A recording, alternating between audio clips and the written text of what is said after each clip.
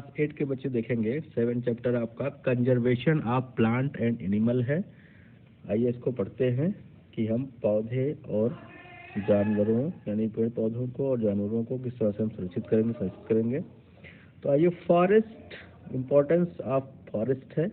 Forest are of utmost importance of existence and well-being living organism on the earth. Some of the important functions of forest are: they provide habitat for the various plant and animal species. They provide clean air to breathe to all other living organisms. They control the amount of carbon dioxide in the atmosphere, preventing global warming. They regulate the climate of region. They prevent soil erosion, thus protecting a valuable source. They provide useful product like timber, resin, gums. क्या क्या देते हैं हमें, देखिए forest क्या क्या importance रखते हैं हमारे लाइफ में। तो पहला तो ये हैबिटाट देते हैं, बहुत सारे प्लांट या एनिमल्स को या स्पीसीज को, एनिमल्स के या प्लांट के, उनको हैबिटाट यानी आवास देने का काम करते हैं। दे प्रोवाइड क्लीन एयर, शुद्ध हवा देते हैं ताकि हम आसानी से सांस ले सकें। ये कंट्रोल करते हैं अमाउंट ऑफ कार्बन डाइऑक्साइड को, क्योंकि पौधों का अपना एक गुण होता है, फोटोसिंथेसिस के लिए ये कार्बन डाइऑक्साइड को लेते हैं और ऑक्सीजन रिलीज करते हैं। तो इससे क्या होता है, कार्बन डाइऑक्साइड को कम करने में सहायता मिलती है और इससे हमारी जो ग्लोबल वार्मिंग है उससे हमारी सुरक्षा होती है। सॉइल इरोजन को कम करते हैं, क्योंकि ये उनकी जड़ें जो होती हैं वो मिट्टी को जकड़े रहती हैं, इसलिए जो उपजाऊ रिसोर्सेस है, हमारा उपजाऊ जमीन है, वो उसकी जो है वो नुकसान नहीं होता। और they provide useful product like the timber, लकड़ी देते हैं हमें, रेजिन गोंद देते हैं, गम्स देते हैं, ये सारी चीज़ें हमें देते हैं। डिफॉरेस्टेशन क्या है? The term deforestation is used to describe the act of massive cutting down the tree and clearing the forest to use the land for other purpose. There are some natural causes along with the human activities responsible for the deforestation. Deforestation में होता है कि आप forest को काटना और उसको land में कन्वर्ट करके उस पर फैक्ट्रियाँ लगाना या तमाम और सारी चीज़ें जो ह्यूमन एक्टिविटीज़ की हैं, उसके लिए जंगलों को काटना, इसी को हम डिफॉरेस्टेशन कहते हैं। कॉजेस ऑफ डिफॉरेस्टेशन, क्या कारण है डिफॉरेस्टेशन की, क्या जरूरत पड़ती है, किस कारणों से डिफॉरेस्टेशन की जरूरत पड़ती है और कौन कौन सी ऐसी ह्यूमन एक्टिविटीज हैं, आइए उसको देखते हैं। Forest fire also known as wild fire, grass fire, vegetation fire is a natural disaster containing the fire which destroy the forest areas, can be great dangers to people who live in forest as well as the wildlife. Forest fires are generally started by the lighting but also by the human negligence. Forest fire can burn thousands of the square kilometers to forest, hence causes deforestation. Deforestation क्या है? पहला कारण है deforestation का जंगलों में आग लग जाना, और जब जंगल में आग लग जाती है, किसी ह्यूमन एक्टिविटीज के द्वारा ही जंगल में आग लगती है, क्योंकि जाहिर सी बात है जानवर जो है आग का उपयोग नहीं करते, ह्यूमन बीइंग्स ही करता है, तो उनकी किसी भी लापरवाही से अगर जंगल में आग लग जाती है तो हजारों किलोमीटर तक जो है वो जंगल जल जाता है, इससे जंगल नष्ट हो जाते हैं। दूसरा कारण है drought is also natural disaster causing destruction of forest. कभी कभी सूखा, पौधे एकदम सूख जाते हैं, वहाँ बारिश नहीं होती है, तो उसके कारण भी पौधे नष्ट हो जाते हैं, जंगल नष्ट हो जाते हैं। Because of the increasing pollution level, the poisonous gas in the environment is also increasing. The poisonous gas like sulphur dioxide, carbon dioxide, nitric oxide When combined with the rain causes the acid rain. Acid rain destroy the tree and wildlife up to the great extent, hence the causing deforestation. ज़्यादा जो आप देखते हैं कोयले जलाए जाते हैं या ज़्यादा पेट्रोल वाले गाड़ियाँ चलती, उससे क्या होता है, तमाम प्रकार की गैसें निकलती हैं। इसमें आपके सल्फर है, सल्फर डाइऑक्साइड है, कार्बन डाइऑक्साइड, नाइट्रिक ऑक्साइड है। तो ये सारे जो है पानी के साथ बारिश के समय रिएक्शन करके एसिड बना लेते हैं, और उससे जो बारिश होती है उसे हम एसिड रेन कहते हैं। और एसिड रेन जो है वो पेड़ पौधों को बहुत नुकसान पहुँचाते हैं। तो इससे जो है हमारा फॉरेस्ट जो है वो डिस्ट्रॉय हो जाता है।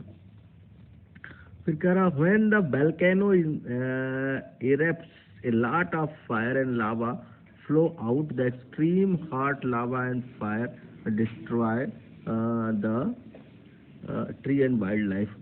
कह रहा है कि जब कभी कभी ज्वालामुखी उद्गार होता है तो वहाँ से लावाज जो निकलते हैं, गर्म लावा, वो भी जंगलों को नष्ट करते हैं।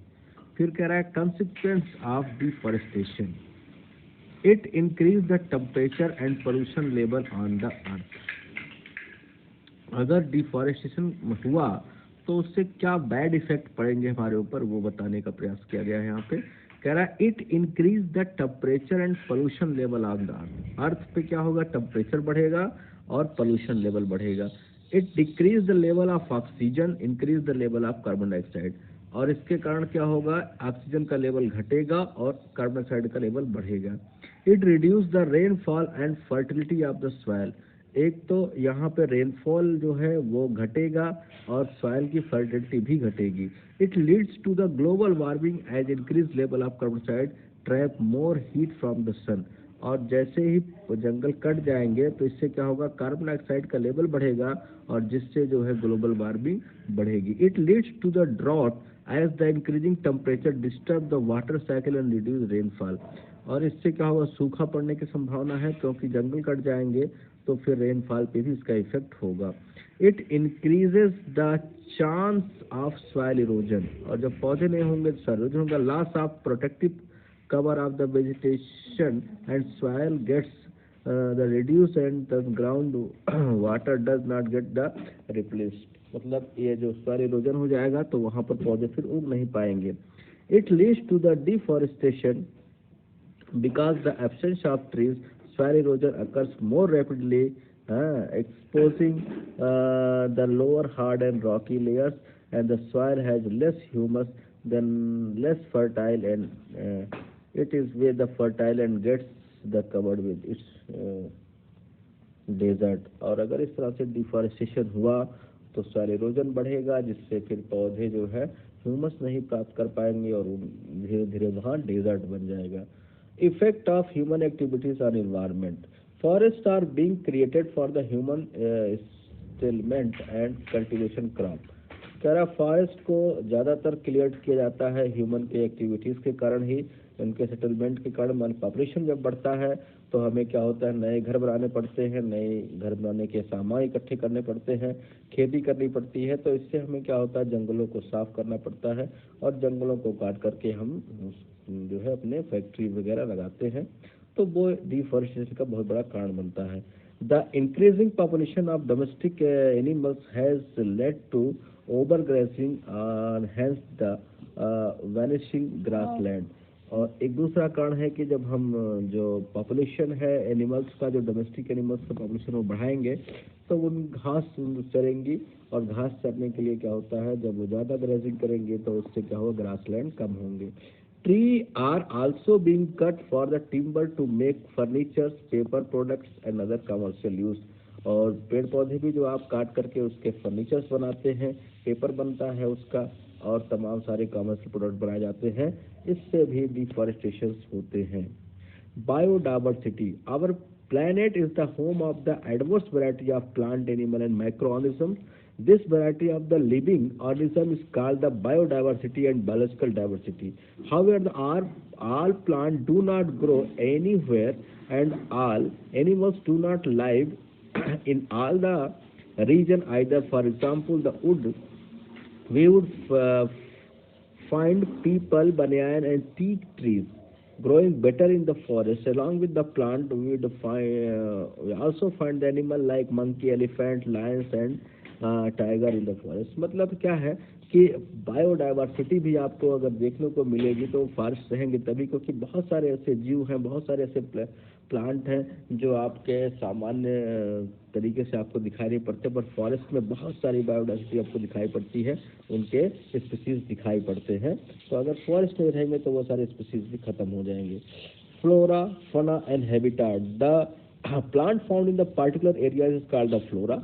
पार्टिकुलर एरियाज में पाया जाने वाला प्लांट जो है वो फ्लोरा कहलाता है। While animal are particular areas of fauna, और जो पार्टिकुलर एरिया में एनिमल पाए जाते हैं फना कहते हैं। The place where the particular plant and animal live in grow to called the habitat, और जहाँ वो रहते हैं और खुद को ग्रोथ करते हैं उन्हें हम क्या कहते हैं, हैबिटाट कहते हैं। स्पीसीज क्या है, organism that the resembles one another and able to the breed among themselves is called the species. Some species are restricted to the particular region or area, are not found anywhere else. These are called the endemic species, and they can be endemic to a zone, state and country. For the example, the India pygmy hog and hoolock gibbon are endemic to assemble, while the insectivorous pitcher plants are endemic to the Meghalaya. Species क्या है, species कह रहा है कि ऐसा organism जो होते हैं वो अपनी तरह के ब्रीड उत्पन्न करते हैं, उन्हें स्पीसीज कहते हैं। और स्पीसीज बहुत सारे स्पीसीज जो है हमारे पाए जाते हैं हमारे जंगलों में या ऐसे में। तो ऐसे में क्या होता है कि अगर हम कुछ स्पीसीज होते हैं रिस्ट्रिक्टेड होते हैं, कुछ जगहों पर नहीं पाए जाते, और जैसे पिचर प्लांट आपका मेघालय में पाया जाता है लेकिन और जगहों पर नहीं पाया जाता है। तो इसी तरीके से आपका जो है बहुत सारे एडमिक जोन है, एडमिक स्पीसीज कहते हैं, जो कुछ जगहों पर पाए जाते हैं, कुछ जगहों पर नहीं पाए जाते।